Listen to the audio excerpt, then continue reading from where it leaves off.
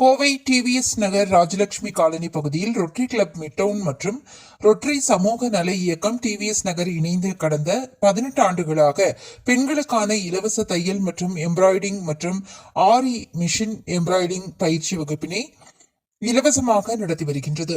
இந்த பயிற்சி வகுப்பில் இதுவரை 3000க்கும் மேற்பட்ட பெண்கள் பயிற்சிகளை முடித்துள்ளனர்.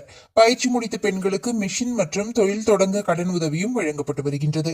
இதன் தொடர்ச்சியாக உலக மகளிர் தின விழாவை முன்னிட்டு நடைபெற்ற விழாவில் 40வது பேட்ச் பயிற்சி முடித்த 70 பெண்களுக்கு சான்றிதழ் வழங்கும் விழா நடைபெற்றது. பயிற்சி முடித்த ஏழ்மை நிலையில் உள்ளவர்களுக்கு தையல் இயந்திரமும் வழங்கப்பட்டது. மேலும் சர்க்கரை நோயால் காலை இழந்த ஒருவருக்கு மிட்டவுன் ரோட்டரி சங்கத்தின் மூலம் செயற்கை கால் வழங்கப்பட்டது. படிக்கும் ஏழ்மை நிலையில் உள்ள 5 குழந்தைகளுக்கு படிப்பதற்கான உதவிகள் வழங்கப்பட்டன. மேலும் விழாவில் குழந்தைகள் கலை நிகழ்ச்சிகள், இன்னிசை நிகழ்ச்சி நடைபெற்றது. விழாவிற்கு ரொட்டரி சமூக நல இயக்க தலைவர் மற்றும் ஸ்ரீ லட்சுமி நகர் குடியிருப்போர் நலசங்க தலைவர் PS பிரேமானந்தன் அவர்கள் தலைமை உரையாற்றினார். திரு ஸ்ரீராம் அவர்கள் வரவேற்புரையாற்றினார்.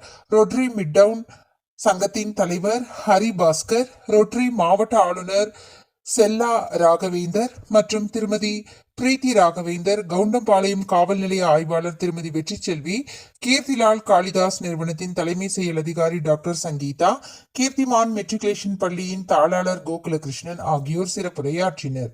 மேலும் ரொட்டரி சங்கம் முன்னாள் தலைவர் அரவிந்த் சா, செயலாளர் ஸ்ரீராம், பழனியப்பன் அவர்கள் சிறப்பு அழைப்பாளர்களாக கலந்து கொண்டனர். விழாவில் ஆசிரியர் சிவசங்கரி மற்றும் வினோதினி அவர்களுக்கு பாராட்டி ரொட்டரி தலைவர் அவர்கள் பொன்னாடை அணிவித்து கௌரவித்தார்கள். இவ்விழாவில் ஸ்ரீ லட்சுமி நகரை சேர்ந்த சங்க உறுப்பினர்கள் மற்றும் பொதுமக்கள் திரளாக கலந்து கொண்டனர். முடிவில் தியாகராஜன் அவர்கள் ரொட்டரி சமூக நல இயக்க செயலாளர் நன்றி கூறினார்.